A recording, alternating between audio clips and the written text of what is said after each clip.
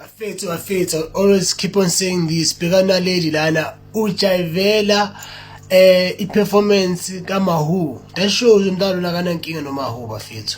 That shows now Mahu uyabuya le stage nalethi ngara ubhizi celebrate bafethu. Mina I truly love the way nalethi ngakhona bafethu. Even though abantu bangamzonda, but I know one day ukuthi abantu realize i-greatness kana let appear bafethu. Just because khona artist performer stage now i-artist uyijabulele, that shows ukuthi akunankinga lo artist le and they support umculo artist le and they uthanda umculo artist le. So I don't understand the beef isuka va between one of two.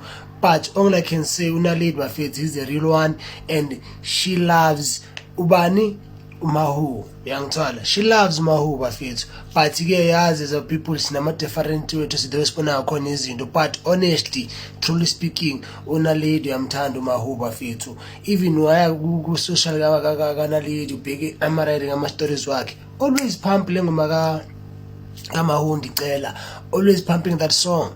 It shows ukuthi umntana lo kanjani uyamthanda uMahu yangithola. But I don't understand ukuthi beef yabe isuka va bafethu. But truly speaking, Unaledi uyamncanywa uMahu. VKS is out.